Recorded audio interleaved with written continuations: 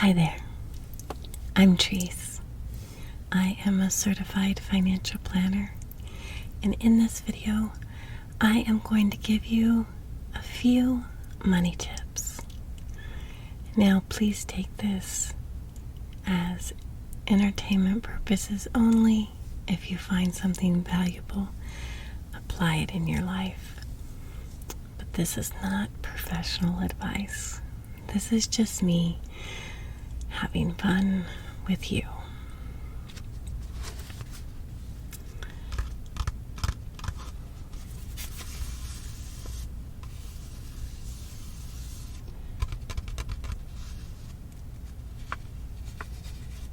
The cool thing about money is it's pretty easy once you learn the tricks to make it work for you. Now, it might not feel that way yes, I see. My first note was if you are currently in debt, especially credit card debt. Oh, this can be painful because those interest rates drag your freedom down. So what's the way out? Well, I'll tell you the most common mistake that people make. They say, Trace, I want to get out of debt fast. And I ask them, is that really what you want? Or do you want to get out of debt forever? Now, I know it seems like it's a small, different distinction, but it makes all the difference in the world. Think back to your debt. How long did it take to get created? A lot of my clients, they say they cannot even remember a time when they didn't have credit card debt. 5 years, 10 years, 20 years they've been in debt. And when you shift your focus to thinking of getting out of debt forever, that's where all the magic is. Because you can finally execute a strategy that works. You see, when people are thinking of getting out of debt fast, this is what happens. They get an extra chunk of money, or they get really excited and they throw a lot of money at their debt. They make like a $500 payment, sometimes $1,000 payment. But guess what happens? Something comes up. They need groceries. They can't pay their electric bill. Their phone breaks. And guess what they have to do? Use their credit card. In this loop, this death loop, this cycle of not being able to get out of debt continues. And if it lasts too long, you start to feel like it's impossible to get out of debt. But that's not true. The mistake comes when you start throwing lots of money at the debt before you build up an emergency fund. It doesn't have to be huge. 1,000, 1,500, just something. So then when life gives you an unexpected event, because life will give you an unexpected event, we can expect that. You're able to pay for it with cash and break that debt cycle.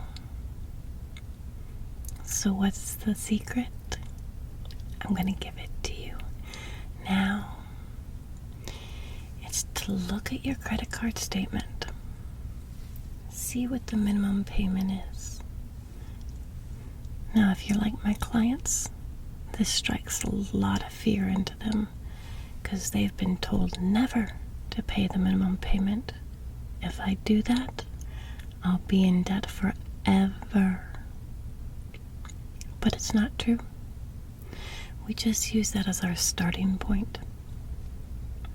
You look at the minimum payment. Let's say it's $158. Then you say to yourself, I am going to send the credit cards $158. Now, if you do this and don't charge on the card, you will see that the credit card companies start to lower the minimum. Instead of $158, you might see $155.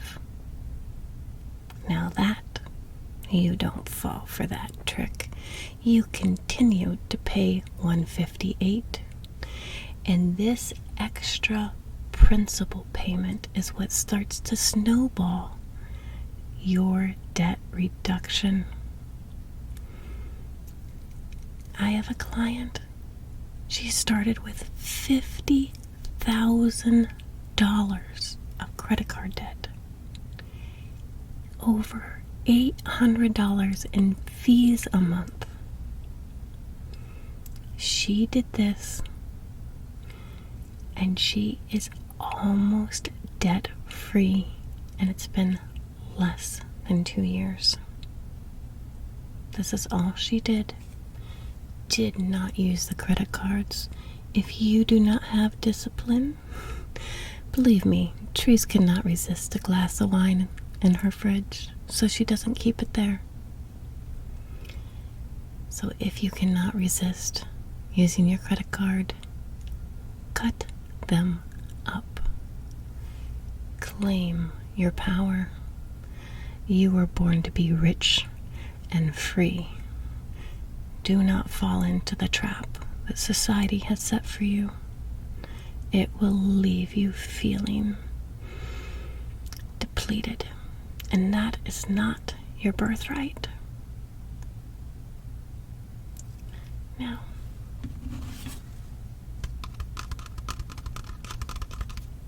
the next piece of financial advice I have for you, let me see. There's lots of tips, but I want to make sure to give you the ones that are most valuable and that you could set up today. And if you like this, then I could make more for you. Ah, yes, here it is. Okay. Have a little patience with me. Don't judge it too quickly. But I advise that you set up a budget.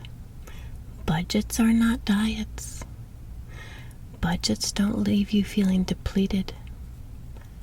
Budgets are for rich girls. You know what a budget really does? It shows you where money is wasted and not providing you the value you deserve. Imagine a company with no budget. How would they know how much profit they could make? How much they could spend in order to get richer? The same is true for you. I used to think I didn't need a budget. I was good with money. I wasn't a hyper spender. I didn't think I wasted it. Until after about a year or two in business. And I saw them working so well for my clients. I said, well, let me just give it a try. I have nothing to lose. I don't even have to follow it. I'll just set it up on Mint. So I went to mint.com and set up a budget for the month of May. I think it was in the spring. And guess what happened? I saw that I was wasting money. Now, do you know what I mean when I say wasting money? I mean spending money on stuff that doesn't bring you immense joy, pleasure, or value. For example, sleeping in my cozy bed brings me immense joy and value. However, I realized, staring at my budget, that I had a couple things that were very pricey, like the gym, that I just wasn't using. Oh, I would tell myself I was going to use it, that today I'm going to get started, or on Monday. But this $183 a clip kept running month after month. And I said to myself, Treese, you gotta be a little bit more honest with yourself. Do you want to waste your hard-earned money? And I said no. So I decided that I would run outside, and if I did that for 30 days in a row, then I could go back to the gym. And that was about 8 years ago, and I still haven't went back to the gym. I just run outside. I also recommend setting up a budget for each and every month. Our mind does not work in yearly terms. It can only process so much information. So I think of my spending just 1 month at a time. You know how much on average I've noticed just having a budget and updating your transactions, like categorizing how the budget's doing during the week, how much money that makes a person a month? $500. Does that sound unbelievable? That's usually the minimum, even for people with modest incomes. That is the power of managing your money. And when you look at your budget, you're not really looking at the numbers. You're just looking to see if the money was well spent.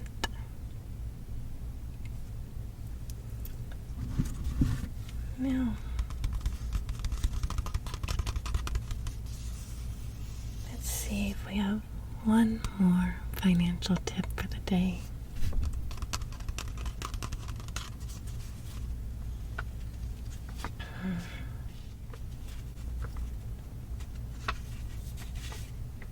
Yes. Oh, this will make you rich. It will. And you can do it. But you might think that you can't. This is the common case with my clients.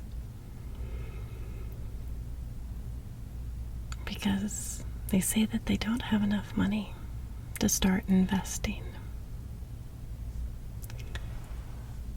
And I say, do you have $5? Because that's what you can get started with. I had a client who said, no, I do not even have $5.